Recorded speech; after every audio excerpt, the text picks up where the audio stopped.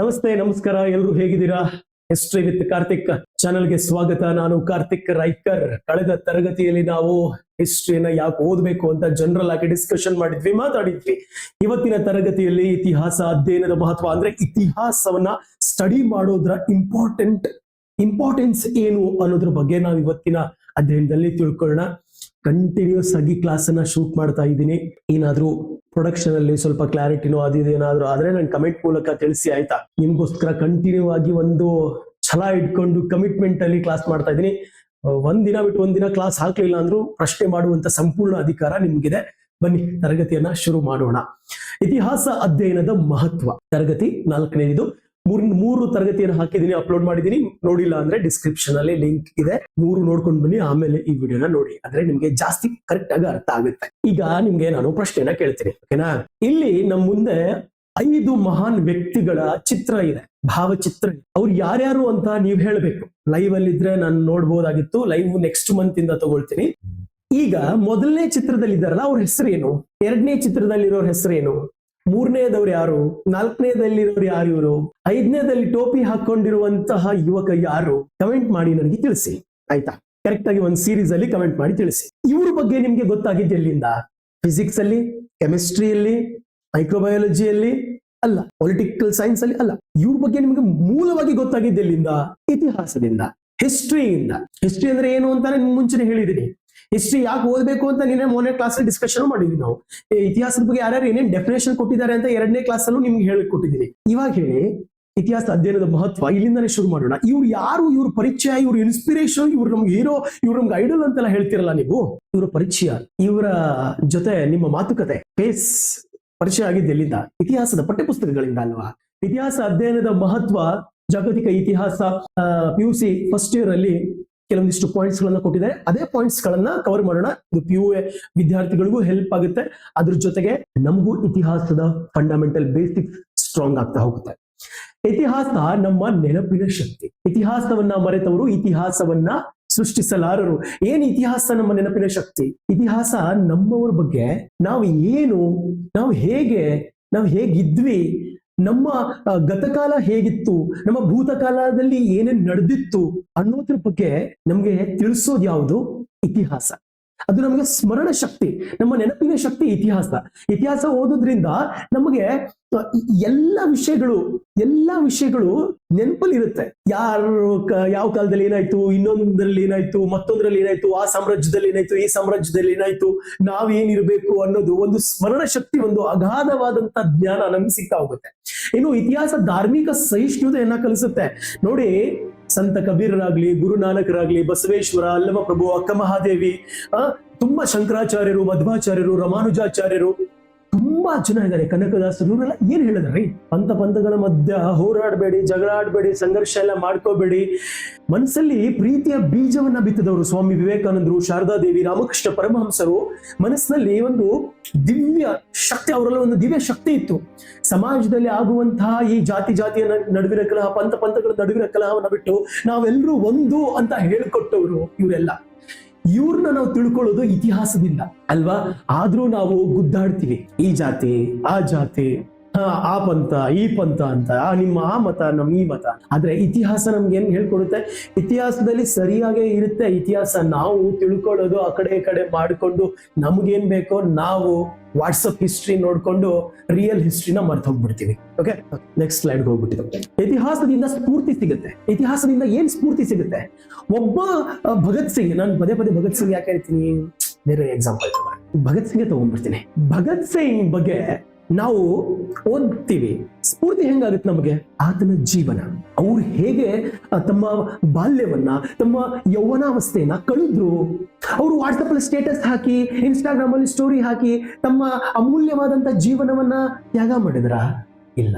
ನಮಗೋಸ್ಕರ ನಮ್ಮ ಫ್ಯೂಚರು ತುಂಬಾ ಚೆನ್ನಾಗಿ ಅವ್ರು ನೆನಪು ಮಾಡ್ಕೊಂಡ್ರು. ಭಗತ್ ಸಿಂಗ್ ಅವರು ನಮ್ಮ ಮುಂದಿನ ಫ್ಯೂಚರು ಅಂದ್ರೆ ನಾವುಗಳು ತುಂಬಾ ಚೆನ್ನಾಗಿರ್ತೀವಿ, ಅವ್ರನ್ನ ನೆನೆಸ್ಕೋತೀವಿ, ನಾವು ದೇಶಕ್ಕೋಸ್ಕರ ಏನಾದ್ರು ಮಾಡ್ತೀವಿ, ಸಮಾಜಕ್ಕೋಸ್ಕರ ಏನಾದ್ರು ಮಾಡ್ತೀವಿ, ನಮ್ಮ ಕುಟುಂಬಕ್ಕೋಸ್ಕರ ಏನಾದ್ರು ಒಳ್ಳೇದ್ ಮಾಡ್ತೀವಿ ಅಂತ ಯೋಚನೆಯಲ್ಲಿ ಅವರು ತಮ್ಮ ಚಿಕ್ಕ ವಯಸ್ಸಲ್ಲಿ 23 ವಯಸ್ಸಿಗೆ ತಮ್ಮ ಪ್ರಾಣವನ್ನ ಬಿಟ್ರು. ಆದ್ರೆ ನಾವು 23ನೇ ವಯಸ್ಸಿಗೆ ಲವ್ ಮಾಡುವ ಎಲ್ಲಾ ಪ್ರಯತ್ನದ ಹಂತದಲ್ಲಿ ಫಸ್ಟ್ ಗ್ರೇಡ್ ಅಲ್ಲಿ ಪಾಸ್ ಆಗಿರ್ತೀವಿ. ನಾನು ಹೇಳ್ತಿರೋದು ಯಾವ ತರಹದ ಲವ್ ಅನ್ನುವಂಥದ್ರ ಬಗ್ಗೆ ಪ್ರತಿ ಕ್ಷಣದ ಸಮಾಜಕ್ಕೂ ಪ್ರತಿ ನಿಮಿಷವೂ ಅರ್ಥ ಆಗ್ತದೆ ಅಲ್ವಾ. ಹೋಗ್ಲಿ ಬಿಡಿ, ಇತಿಹಾಸದಿಂದ ಸ್ಫೂರ್ತಿ ಸಿಗುತ್ತೆ. ಇತಿಹಾಸದಿಂದ ನಮಗೆ ನೋಡಿ ಆತನ ಸಂಘರ್ಷದ ಹಾದಿ, ಅವರ ಕಾರ್ಯ, ಅವರ ಸಾಧನೆ, ಅವರು ಯಾವ ರೀತಿ ಮನೆಯಲ್ಲಿ ಇರ್ತಿದ್ರು, ಪರ್ಸನಲ್ ಲೈಫ್ ಹೆಂಗಿತ್ತು, ಪ್ರೊಫೆಷನಲ್ ಲೈಫ್ ಹೆಂಗಿತ್ತು, ಸ್ವತಂತ್ರಕ್ಕಾಗಿ ಏನ್ ಮಾಡಿದ್ರು, ದೇಶಕ್ಕಾಗಿ ಏನ್ ಮಾಡಿದ್ರು, ಸಮಾಜಕ್ಕಾಗಿ ಏನ್ ಮಾಡಿದ್ರು, ಅದೆಲ್ಲವನ್ನ ನಾವು ಓದ್ತೀವಲ್ಲ, ನಮಗೆ ಸ್ಫೂರ್ತಿ ಸಿಗುತ್ತೆ. ಅದು ನಾವು ಅಡಾಪ್ಟ್ ಮಾಡ್ಕೊಂಡಾಗ, ಅಪ್ಲೈ ಮಾಡ್ಕೊಂಡಾಗ ಪ್ರಾಕ್ಟಿಕಲಿ ಪಾಸಿಬಲ್ ಇದೆ. ಟ್ರೈ ಮಾಡಿ. ಇತಿಹಾಸವು ದೇಶಾಭಿಮಾನವನ್ನ ಮೂಡಿಸುತ್ತೆ. ಹೌದ್ರಿ, ಇತಿಹಾಸ ದೇಶಾಭಿಮಾನವನ್ನ ಮೂಡಿಸುತ್ತೆ. ನಮ್ಮ ದೇಶ ಏನು, ನಮ್ಮ ದೇಶದ ಕಲೆ, ವಾಸ್ತುಶಿಲ್ಪ, ಇತಿಹಾಸ, ಸಾಹಿತ್ಯ, ಅದು ಏನೇ ಆಗಿರ್ಲಿ ಪ್ರತಿಯೊಂದರ ಬಗ್ಗೆ ನಮ್ಗೆ ತಿಳಿಸ್ಕೊಡೋದು ಇತಿಹಾಸ. ನಮ್ಮ ದೇಶದ ಎಷ್ಟು ಕಲೆಗಳಿದಾವೆ, ಜಾನಪದ ಕಲೆಗಳಿದಾವೆ, ನಮ್ಮ ಕರ್ನಾಟಕದಲ್ಲೇ ಎಷ್ಟೊಂದು ಕಲೆಗಳಿದಾವೆ, ಅದ್ರ ಬಗ್ಗೆ ನಮ್ಗೆ ತಿಳಿಸ್ಕೊಡೋದು ಯಾವುದು? ಇತಿಹಾಸ. ವಾಸ್ತುಶಿಲ್ಪ, ದ್ರಾವಿಡ ಶೈಲಿ, ನಾಗರ ಶೈಲಿ, ವೇಸರ ಶೈಲಿ, ದೇವಸ್ಥಾನದ ಆರ್ಕಿಟೆಕ್ಚರ್ ಬಗ್ಗೆ ತಿಳಿಸ್ಕೊಡೋದು ಯಾವುದು? ಇತಿಹಾಸ.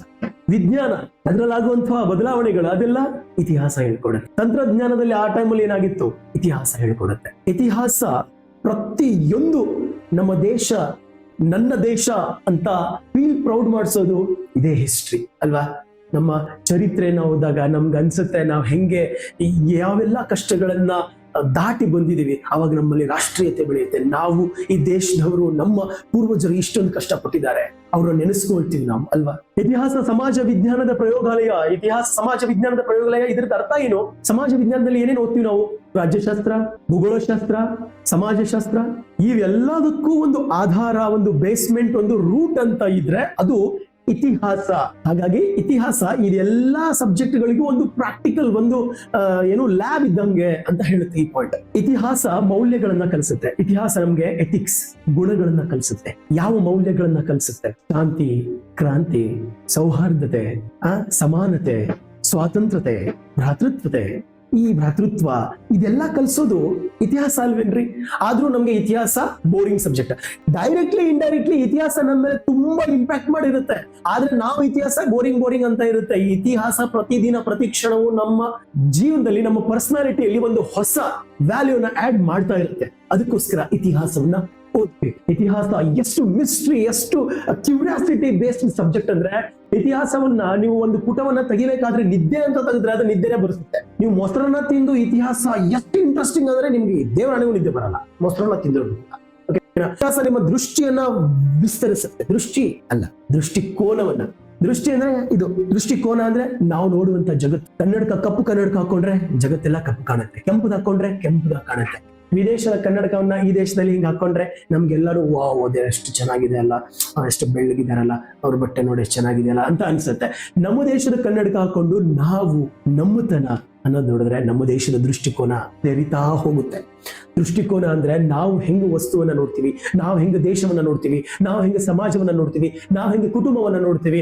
ನಾವು ಪರೀಕ್ಷೆ ಅಂತ ಬಂದ್ರೆ ನಾನು IPS ಆಫೀಸರ್, IAS ಆಫೀಸರ್, ಯಾವ ಆಫೀಸರ್ ಆಗ್ಬೇಕು, ನಾನು ಆರ್ಮಿ ಜಾಯ್ನ್ ಆಗ್ಬೇಕು ಅಂದ್ರೆ ನನ್ನ ಬೆನಿಫಿಟ್ ಗಿಂತ ಮುಂಚೆ ನನ್ನ ದೇಶದ, ನನ್ನ ಸಮಾಜದ, ನನ್ನ ಕುಟುಂಬದ ಒಂದು ಯೂನಿಟಿಯನ್ನ ನೋಡ್ತೀನಲ್ಲ, ಅದು ಒಂದು ದೊಡ್ಡದಾದ ವಿಶಾಲವಾದಂತಹ ದೃಷ್ಟಿಕೋನ. ನಾವು IAS ಆಫೀಸರ್, IPS ಆಫೀಸರ್ ಆಗ್ತೀನಿ ಅಂದ್ರೆ ನಾನು ಬರೀ IPS ಬಟ್ಟೆ ಹಾಕೊಳ್ಳೋಕೆ ಅಂತ ಆಫೀಸರ್ ಆಗ್ತೀನ? ನಿಜವಾಗ್ಲೂ ಇಲ್ಲ. ಆ ದೃಷ್ಟಿಕೋನ ತೆರೆದಿಟ್ಟಾಗ ನಾನು ಸಮಾಜಕ್ಕೆ ಏನ್ ಮಾಡ್ಬೇಕು, ನಾನು ಕ್ರೈಮ್ ಅನ್ನ ಕಡಿಮೆ ಮಾಡ್ಬೇಕು ಅಂತ ಅವಾಗ ನಾವು ಆ IPS ಗೆ ಒಂದು ತಕ್ಕ ಒಂದು ವ್ಯಾಲ್ಯೂನ ಕೊಡಕ್ ಸಾಧ್ಯ ಆಗುತ್ತೆ. ಆಯ್ತಾ? ಇತಿಹಾಸ ವಿಶ್ವಶಾಂತಿಯನ್ನ ಕಲಿಸುತ್ತೆ. ವಿಶ್ವಶಾಂತಿಯನ್ನ ಹೇಗೆ ಕಲಿಸುತ್ತೆ? 1ನೇ ಮಹಾಯುದ್ಧವನ್ನ ನೋಡಿದ್ವಿ, 2ನೇ ಮಹಾಯುದ್ಧವನ್ನ ನೋಡಿದ್ವಿ. ಅದಾದ ನಂತರ ರಾಷ್ಟ್ರ ಸಂಘ ಹುಟ್ಕೊಳ್ತು, ವಿಶ್ವಸಂಸ್ಥೆ ಹುಟ್ಕೊಳ್ತು, ಅಣ್ವಸ್ತ್ರಗಳ ತಯಾರಿ ಮಾಡಕ್ ಶುರು ಮಾಡ್ತು ಅಲ್ವಾ. 3ನೇ ಮಹಾಯುದ್ಧ ಆದ್ರೆ ಇಡೀ ಜಗತ್ತು ಅಲ್ಲೋಲ ಕಲ್ಲೋಲ ಆಗುತ್ತೆ ಅಂತ ಇತಿಹಾಸದಲ್ಲಿ ನಾವು ಓದ್ತೀವಿ. ಅಣ್ವಸ್ತ್ರ ಪರೀಕ್ಷೆ ಪ್ರತಿಯೊಂದು ರಾಷ್ಟ್ರಗಳು ಇವಾಗ ಮಾಡ್ತಾ ಇದ್ದಾವೆ. ಹಂಗಂದ್ರೆ ಹೆಂಗ್ರಿ ವಿಶ್ವ ಶಾಂತಿ ಕಲ್ತ್ಕೊಂಡ್ವಿ ನಾವು? 1ನೇ ವಿಶ್ವಯುದ್ಧ, ಒಂದು ಸಂಕುಚಿತ ರಾಷ್ಟ್ರೀಯತೆ ಹೊಂದಿದಂತ ಜರ್ಮನ್ ಹೇಗೆ ತನ್ನ ಅಸ್ತಿತ್ವವನ್ನ ಕಳ್ಕೊಳ್ಬೇಕಾಯ್ತು, ಜಪಾನ್ ಏನಾಯ್ತು, ಹಿರೋಶಿಮಾ ನಾಗಾಸಕಿ. ಹಾಗಾಗಿ ಇತಿಹಾಸದಿಂದ ನಾವು ಕಳ್ಕೊಳ್ತೀವಿ. ಸರ್ವೇ ಜನ ಸುಖಿನೋ ಭವಂತು ನಾವೇ ಕೊಟ್ಟಿದ್ರಿ, ನಾವೇ ಭಾರತೀಯರ ಮೂಲ ವಾಕ್ಯ ಇದು, ಧ್ಯೇಯ ವಾಕ್ಯ ಇದು, ಎಲ್ಲರಿಗೂ ಒಳ್ಳೇದಾಗ್ಲಿ ಅಂತ ಬಯಸ್ತೀವಿ. ನಮಗೆ ವಿಶ್ವಶಾಂತಿಯ ಪಾಠ ಮಾಡೋ ಅವಶ್ಯಕತೆನೇ ಇಲ್ಲ. ಯಾಕೆ ಅಂದ್ರೆ ನಾವು ಸರ್ವೇ ಜನ ಸುಖಿನೋ ಭವಂತು, ಸರ್ವರಿಗೂ ಒಳ್ಳೇದಾಗ್ಲಿ, ಎಲ್ರಿಗೂ ಒಳ್ಳೇದಾಗ್ಲಿ ಅಂತ ಹೇಳುವಂತ ದೇಶದವರು ಅಲ್ವಾ. ಸೊ ಇತಿಹಾಸ ವೃತ್ತಿ ಅವಕಾಶವನ್ನ ಕಲ್ಪಿಸುತ್ತೆ.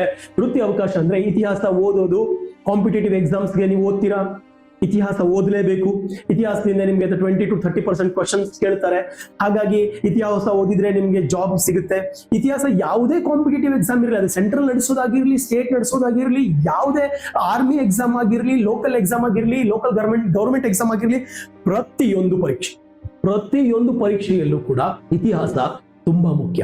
ಇತಿಹಾಸದ ಮೇಲೆ ಪ್ರಶ್ನೆಯನ್ನ ಕೇಳ್ತಾರೆ. ಇತಿಹಾಸ ಕೇವಲ ಪರೀಕ್ಷೆಗೋಸ್ಕರ ಓದ್ಬೇಕಾ? ದೇವರನೆಗೆ ಓದ್ಬೇಡಿ. ಇತಿಹಾಸ ನಿಮ್ಮ ಪರ್ಸನಾಲಿಟಿ ಡೆವಲಪ್ಮೆಂಟ್ಗೆ, ನಿಮ್ಮ ಸೆಲ್ಫ್ ಹೆಲ್ಪ್ಗೆ ಇತಿಹಾಸವನ್ನು ಓದ್ಕೊಳ್ಳಿ. ನಿಮ್ಮ ಪರ್ಸನಾಲಿಟಿನ ಬಿಲ್ಡ್ ಮಾಡಕ್ಕೆ ಇತಿಹಾಸವನ್ನು ಓದ್ಕೊಳ್ಳಿ. ಇತಿಹಾಸದಿಂದ ನಿಮ್ಗೆ ಬೇರೆ ಬೇರೆ ತರಹದ ಜಾಬ್ಗಳು ಸಿಗುತ್ತೆ. ಅದೇ ಹೇಳುತ್ತೆ ಇತಿಹಾಸ ವೃತ್ತಿ ಅವಕಾಶವನ್ನು. ಕಾಣಿಸ್ತಾ ಇದೆಯಾ? ಓಕೆ, ಈ ಕಡೆ ಬರ್ಬೇಕಾ? ಸರಿ, ಈ ಕಡೆ ಬರಬೇಕು. ಇತಿಹಾಸ ವೃತ್ತಿ ಅವಕಾಶವನ್ನ ಕಲ್ಪಿಸುತ್ತದೆ. ಅರ್ಥ ಆಯ್ತಾ? ಓಕೆ, ಇತಿಹಾಸ ವ್ಯಕ್ತಿಗಳಿಗೆ, ರಾಷ್ಟ್ರಕ್ಕೆ ಮತ್ತು ಇಡೀ ಪ್ರಪಂಚಕ್ಕೆ ಸ್ಫೂರ್ತಿಯ ಸೆಲೆಯಾಗಿದೆ. ನೋಡಿ, ಗ್ಲೋಬ್ ತಿರುಗ್ತಾ ಇದೆ, ಇಡೀ ವಿಶ್ವಕ್ಕೆ ಇತಿಹಾಸ ಸ್ಫೂರ್ತಿಯ ಸೆಲೆ. ನೋಡಿದ್ರಲ್ಲ, ಇದು ಇತಿಹಾಸ ಅಧ್ಯಯನದ ಮಹತ್ವ. ಇತಿಹಾಸ ಬೋರಿಂಗ್ ಅನ್ನೋಕ್ಕಿಂತ ಮುಂಚೆ ಅಲ್ಲ, ನೀವು ಇತಿಹಾಸ ಬೋರಿಂಗ್ ಅಂತೀರಾ, ವಾಟ್ಸಪ್ ಹಿಸ್ಟ್ರಿನ ತುಂಬಿಸ್ತೀರಾ, ಕ್ರೋಮ್ ಹಿಸ್ಟ್ರಿನ ತುಂಬಿಸಿದ್ಮೇಲೆ ಡಿಲೀಟ್ ಮಾಡ್ತೀರಾ. ಆದ್ರೆ ಈ ಇತಿಹಾಸದ ಹಿಸ್ಟ್ರಿಯನ್ನ ಇವತ್ತು ಈ ಜ್ಞಾನವನ್ನ ಡಿಲೀಟ್ ಮಾಡಕ್ ಹೋಗ್ಬಿಟ್ರಿ. ನೆನಪು ಮಾಡ್ಕೊಳ್ಳಿ, ಪದೇ ಹೇಳ್ತೀನಿ. ಡಾಕ್ಟರ್ BR ಅಂಬೇಡ್ಕರ್ ಅವರ ಈ ಲೈನ್ ನನಗೆ ನಿಜಕ್ಕೂ ತುಂಬಾ ಇಷ್ಟ ಆಗುತ್ತೆ. ಇತಿಹಾಸವಲ್ಲವರು ಇತಿಹಾಸವನ್ನ ಸೃಷ್ಟಿಸುವರು, ಇತಿಹಾಸವನ್ನ ಮರೆತವರು ಇತಿಹಾಸವನ್ನ ಸೃಷ್ಟಿಸಲಾರರು. ನೆನಪಿರ್ಲಿ, ಆಯ್ತಾ? ಸ್ವಾಮಿ ವಿವೇಕಾನಂದರ ಈ ಕೋಟ್. ನಿನ್ನೆ ನಾನು ಕ್ಲಾಸಲ್ಲಿ ಕೋಟ್ ಸ್ಲೈಡ್ ನ ಮೂವ್ ಮಾಡೋದೇ ಮರೆತು ಬಿಟ್ಟೆ. ಇರ್ಲಿ, ಸಾಧ್ಯವೇ ಇಲ್ಲ ಅಂದ್ರೆ ಏನನ್ನು ಸಾಧಿಸಲಾಗುವುದು, ಪ್ರಯತ್ನದಿಂದ ನಷ್ಟವೇನಿದೆ, ಗೆದ್ದರೆ ಸಂತೋಷ ಸಿಗುವುದು, ಸೋತರೆ ಅನುಭವ ಖಚಿತ. ಕಾಂಪಿಟೇಟಿವ್ ಎಕ್ಸಾಮ್ಗೆ, ಪರೀಕ್ಷೆಗೆ ತಯಾರಿ ನಡೆಸ್ತಾ ಇದ್ದೀರಾ, ಅಥವಾ 10th ಅಲ್ಲಿ ಇದ್ದೀರಾ, ಅಥವಾ PUC ಅಲ್ಲಿ ಇದ್ದೀರಾ, ಪಾಸ್ ಆದ್ರಿ, ತುಂಬಾ ಪರ್ಸೆಂಟೇಜ್ ತಗೊಂಡು ಪಾಸ್ ಆದ್ರಿ, ಖುಷಿ. ನೀವು ಫೇಲ್ ಆದ್ರಿ ಅಂದ್ರೆ ಕೆರೆನೋ, ಬಾವಿನೋ, ಅಥವಾ ಫ್ಯಾನ್, ಇಲ್ಲಿ ಮೇಲ್ಗಡೆ ಫ್ಯಾನೋ, ಅದೆಲ್ಲ ನಾನು ಗಾಳಿ ತಗೊಳಕಿರುತ್ತೆ, ಕತ್ತು ಹಾಕೊಂಡು ತಿರ್ಗಾಡ್ತಾರೆ. ಸೊ ಆ ತರದ ಮನಸ್ಥಿತಿ ಅವ್ರು ಯಾರೇ ಇದ್ರು ಅವ್ರ ಜೊತೆ ಒಂದು ಸಾಂತ್ವನದ ಮಾತುಗಳನ್ನ ಮಾತಾಡಿ. ಸಾಂತ್ವನದ ಮಾತಂತಲ್ಲ, ಒಂದು ಮೋಟಿವೇಶನಲ್ ಟಾಕ್ ಮಾಡಿ. ಅವ್ರ ಜೊತೆ ಓಪನ್ ಅಪ್ ಆಗಿ ಮಾತಾಡಿ ಬಿಡಿ. ಅಂತವ್ರೆಲ್ಲ ಗುಮ್ಮನ್ಗೋಸ್ಕರ ಒಬ್ಬೊಬ್ಬರೇ ಇರ್ತಾರಪ್ಪ, ಅವ್ರ ಜೊತೆ ಎಲ್ಲ ಮಾತಾಡಿ. ಆಯ್ತಾ? ನೋಡಿ, ಕೋಟ್ ಎಷ್ಟು ಚೆನ್ನಾಗಿದೆ. ಸಾಧ್ಯವೇ ಇಲ್ಲ ಅಂತ ಅಂದ್ರೆ ಏನನ್ನೂ ಸಾಧಿಸಲಾಗೋದಿಲ್ಲ. ನಾನು ಹಂಗೆ ಅನ್ಕೊಂಡಿದ್ದೆ, ವಿಡಿಯೋ ಮಾಡಕ್ಕಾಗಲ್ಲ, ಕ್ಲಾಸ್ ಮಾಡಕ್ಕಾಗಲ್ಲ, ನಾನು ಏನ್ ಹೇಳ್ಬೇಕೇನೋ ಅಂತ ಅವಾಗ ಅನ್ಕೊಂಡಿದ್ದೆ.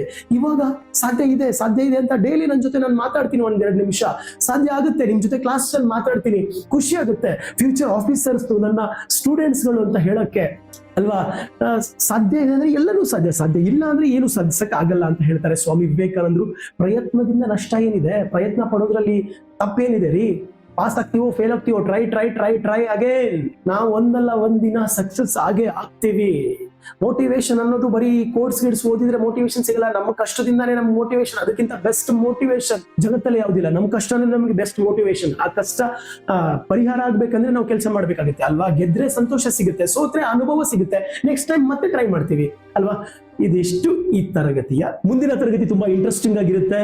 ಮುಂದಿನ ತರಗತಿಯಲ್ಲಿ ನಾವು ಕಥೆ ಮತ್ತು ಇತಿಹಾಸಕ್ಕೆ ಇರುವಂತ ಸಂಬಂಧ, ಕಥೆ ಅಂದ್ರೆ ಏನು, ಇತಿಹಾಸ ಅಂದ್ರೆ ಏನು ಅನ್ನೋದನ್ನ, ವ್ಯತ್ಯಾಸವನ್ನ ತಿಳ್ಕೊಳ್ಳೋಣ. ಖುಷಿಯಾಗಿರಿ, ನಗ್ತಾ ಇರಿ, ನಗಿಸ್ತಾ ಇರಿ, ಕೂಡಿ ಕಲಿಯೋಣ, ಕೂಡಿ ಬೆಳೆಯೋಣ, ಎಲ್ಲರೂ ಸೇರಿ ಮುನ್ನುಗ್ಗೋಣ.